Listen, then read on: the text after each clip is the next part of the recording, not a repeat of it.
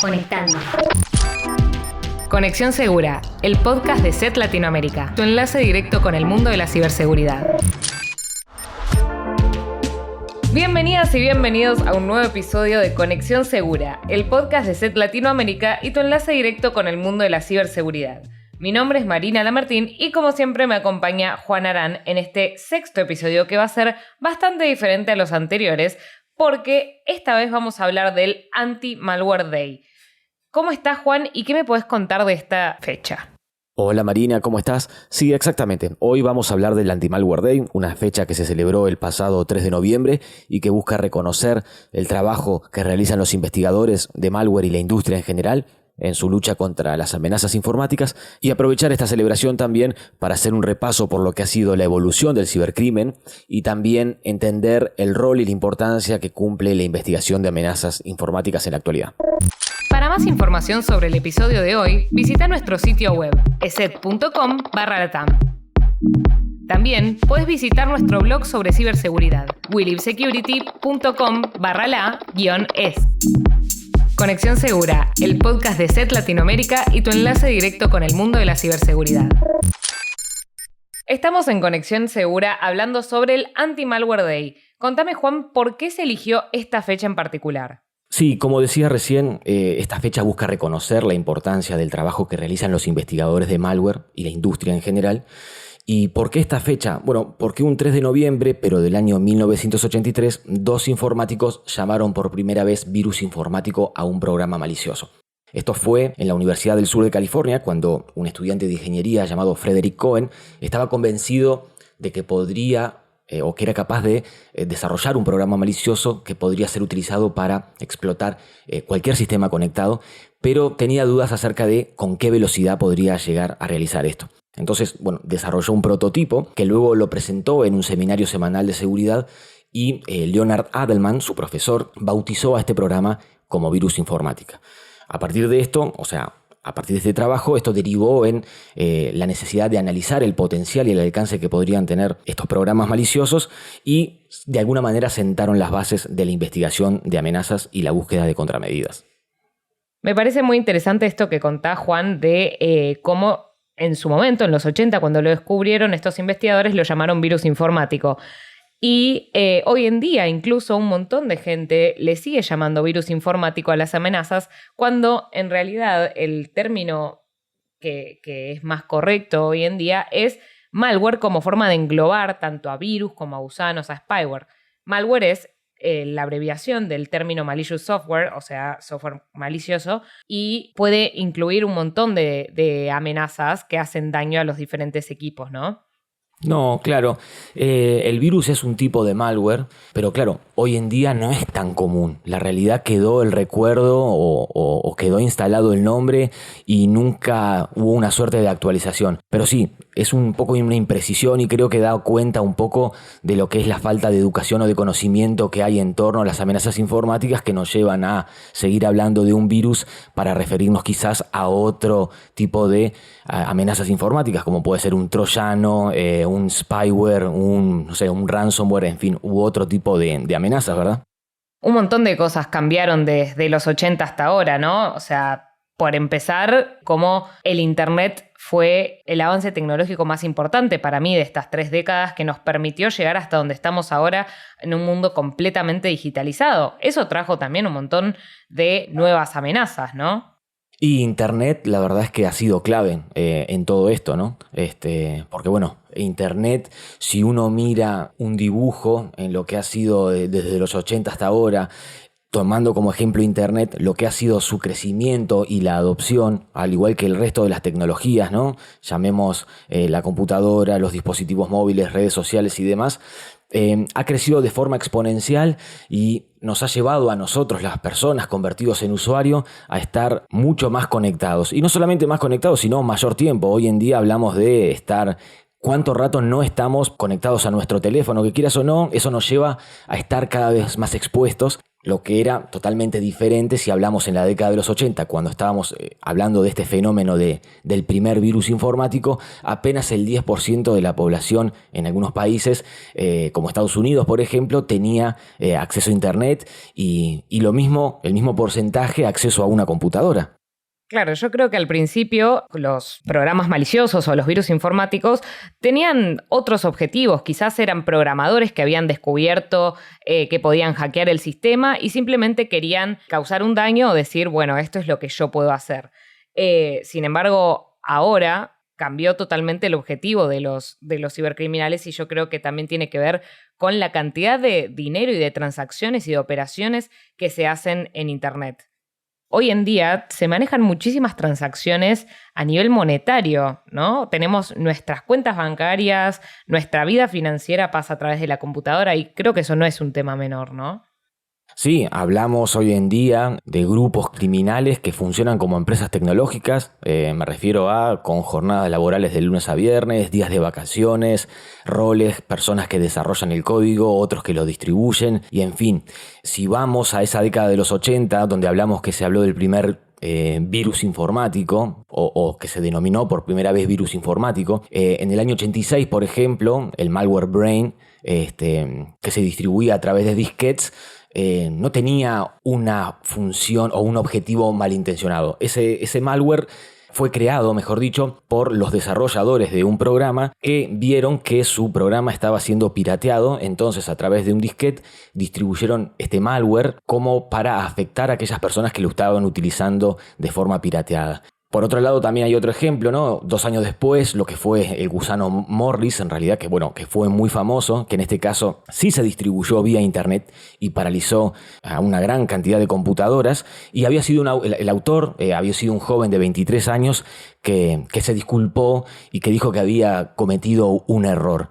Pero bueno, creo que esto refleja un poco que en los comienzos el objetivo era otro, ¿no? Como decías vos recién, reconocimiento o explorar un poco los límites de algo que un poco era novedoso y que todavía no se sabía cómo iba a evolucionar hasta el día de hoy. Sí, lo interesante es cómo de los primeros virus de estos que estás mencionando, de la mayoría conocemos, al menos de la universidad de donde salió o incluso el nombre de quienes crearon los virus. Hoy en día el objetivo de los cibercriminales es pasar lo más desapercibidos posibles, justamente para que ni las empresas ni los usuarios se den cuenta de ni quiénes son, ni el crimen que están cometiendo.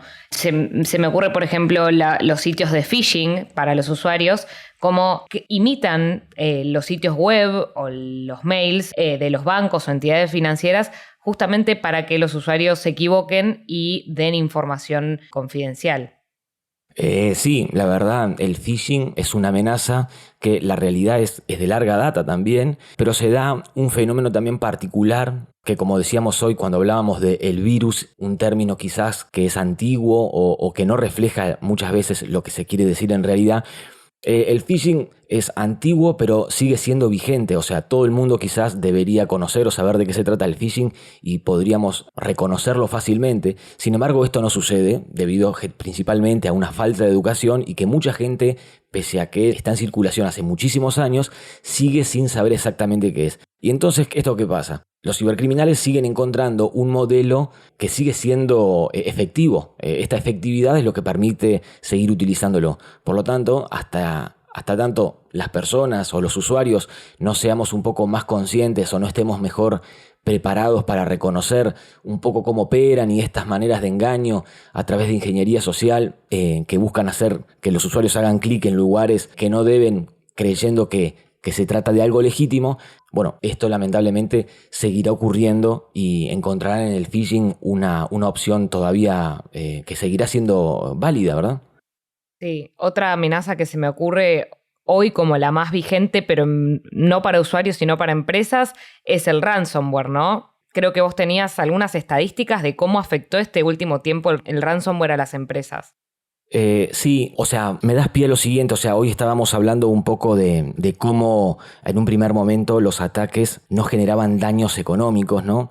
Y por poner una fecha, en el año 2000 se registró uno de los primeros ataques documentados de denegación de servicio, ¿no? Bueno, la historia es de un joven de 15 años que afectó a muchas plataformas de e-commerce como Amazon, eBay, pero en este caso la particularidad es que provocó daños o una afectación económica por 1.700 millones de dólares y bueno, era de las primeras veces que hablábamos. Pero hablamos de 1.700 millones de dólares, bueno, con este ataque. Ahora, el ransomware, una amenaza, la verdad que que genera bastante preocupación en los tiempos actuales y sobre todo después de la pandemia, solamente entre enero y en el primer semestre, digamos, de 2021, el gobierno de los Estados Unidos detectó transacciones por más de 5.200 millones de dólares desde víctimas a grupos de cibercriminales para recuperar sus archivos como consecuencia de un ataque de ransomware. Lo cual, y estamos hablando de un tipo de amenaza de las tantas que hay. Con lo cual hablamos volvemos a lo del negocio, que forma parte de lo que tenemos hoy, ¿no? Un modelo que resulta atractivo y que cambió de lo que era en un primer momento una búsqueda de reconocimiento o explorar los límites, fue evolucionando y con el desarrollo de la tecnología, un modelo de negocio que empezó a ser redituable y que fue captando el interés de más personas interesados en el cibercrimen y en obtener algún beneficio de este modelo. Conexión Segura, el podcast de SET Latinoamérica y tu enlace directo con el mundo de la ciberseguridad.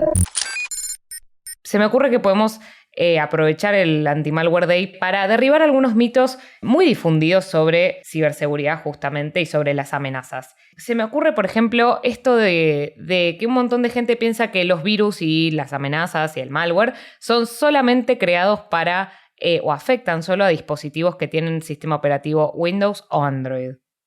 No, claro, esto la verdad que no es real. Creo que esto se debe mayoritariamente a que la mayor cantidad de usuarios está sobre el sistema operativo Windows y al estar más extendido es lógico que se desarrollen amenazas informáticas para estos sistemas operativos porque es donde está la mayor cantidad de usuarios. Pero la realidad es que hay amenazas para Apple, para los equipos de Apple, para Mac, también para Linux y otro tipo de tecnologías. Así que no, esto no es real y es una creencia popular que la gente debe saber que no es verdad. Otro mito bastante extendido, que me imagino que lo has escuchado alguna vez, es que las empresas de seguridad son las que crean el malware. Sí, esto es completamente falso y no tiene ningún fundamento. A ver, en los 80 yo creo que este mito comenzó porque se creía que los únicos que tenían el conocimiento suficiente para crear un malware eran los mismos que tenían la cura o el remedio o la forma de eliminarlo, ¿no? Porque se creía que eran unos pocos selectos los que tenían este tipo de conocimiento. Pero la realidad es que primero va totalmente en contra, ¿no?, de lo que predican las empresas de ciberseguridad, que lo que quieren es cuidar al usuario y no afectarlo económicamente ni de ninguna otra forma. Pero segundo, que hoy en día el conocimiento está al alcance de la mano. Cualquiera puede crear un malware, no solo las organizaciones de las que hablábamos recién, sino que, nada, el Internet es enorme, tenemos la dark web, tenemos un montón de programadores o de personas que pueden aprender fácilmente, así que nada, este mito está totalmente derribado. Otro que se me ocurre es esto de que los hackers son jóvenes con capucha en un cuarto oscuro, muy, ¿no?, película de Hollywood, de lo que es el estereotipo de hacker, pero en realidad, ¿cómo son los hackers? O sea, no hay un estereotipo. No, la verdad es que no hay un estereotipo como decíamos antes. Hoy en día un hacker, mal llamado hacker la realidad, pero un cibercriminal puede tener la apariencia de un oficinista y nadie se entera. Creo que es un estereotipo que quedó por esto que hablábamos de jóvenes explorando los límites de Internet y en su inocencia metiendo la pata, pero la realidad es bastante diferente, ¿no? Hoy en día es bastante heterogéneo el mundo de los cibercriminales. Encontramos cibercriminales como son los famosos grupos de APT. Tenemos también grupos de ransomware organizados, como decíamos, en estructuras empresariales.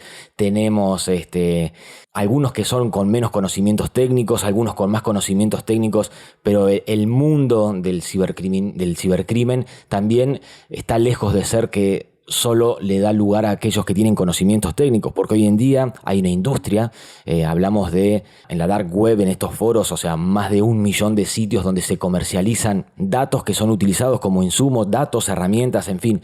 que se comercializan y que le dan acceso a personas sin conocimientos técnicos de poder sumarse a este modelo de negocio del cibercrimen. O sea que la realidad es que no, ese estereotipo de jóvenes con capucha, jóvenes o no jóvenes con capucha, es falso. Y por último, hay uno que también lo he escuchado muchas veces, que apunta a los usuarios y es: ¿quién me va a atacar a mí si no tengo nada de valor o nada que le interese a un cibercriminal?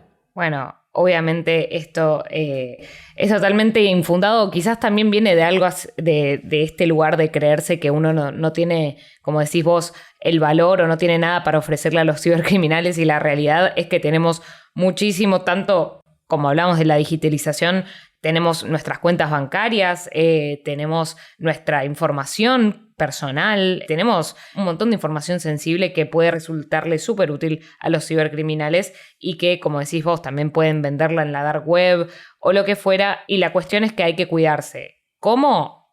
Bueno, aprendiendo de ciberseguridad, teniendo conciencia de una buena higiene de contraseñas, tener buenas contraseñas y fuertes, tener una solución de seguridad en tus equipos. Hay un montón de cosas que se pueden hacer, pero es muy importante esto de no creerse impune o inmune hacia los ataques, porque están en todos lados y todos tenemos valor para los cibercriminales. Sí, creo que a lo largo de la historia es común hablar o escuchar el término del juego del gato y el ratón cuando se habla de seguridad, para ilustrar un poco lo que es cómo los cibercriminales van encontrando nuevas formas de realizar sus actos y los investigadores van buscando o descubriendo las técnicas que van encontrando y las van detectando, y a partir de ahí van desarrollando las contramedidas. Creo que esto ha sido a lo largo de la historia, ¿no? Pero bueno, lo importante es que la industria de la ciberseguridad cumple un rol clave: la investigación de amenazas, lo que es la difusión, el trabajo que hacen de concientización permanentemente para dar a conocer lo que está sucediendo, para que las empresas, los usuarios y los organismos puedan concientizarse. Pero esto no es una lucha que pueda hacer solo la industria de la seguridad, ¿verdad? De la ciberseguridad, sino que necesita un poco también el acompañamiento de los organismos gubernamentales, del trabajo en la educación, de la concientización, porque la realidad es que todavía falta mucha concientización que permita hacer un uso más seguro de la tecnología ante una evolución constante de lo que es este mundo del cibercrimen, que lejos de ser paranoico, ¿no? La verdad, porque no es el objetivo, sino que simplemente con educarnos un poco mejor, saber ser más conscientes de lo que pasa, podemos ser capaces de tomar los recaudos suficientes y minimizar bastante los riesgos de sufrir dolores de cabeza. Exacto, lejos de querer paranoiquear a nuestros oyentes, lo que queremos es concientizar y de esta forma también disfrutar, como decías vos, de todo lo lindo y todo lo bueno y todo lo importante que tiene el Internet para nosotros y más que nada en estos días. Quiero recordarle a los oyentes que pueden ver toda la información sobre el mundo de la ciberseguridad en welivesecurity.com/la-es. Sí, y antes de despedirnos, los invitamos a seguirnos en Instagram, Facebook y Twitter. Pueden encontrar como ESETLA y en LinkedIn como ESET Latinoamérica. Muchas gracias, Juan, por acompañarme en este episodio, así como en todos los demás. Y nos vemos en el próximo episodio de Conexión Segura, el podcast de ESET Latinoamérica y tu enlace directo con el mundo de la ciberseguridad.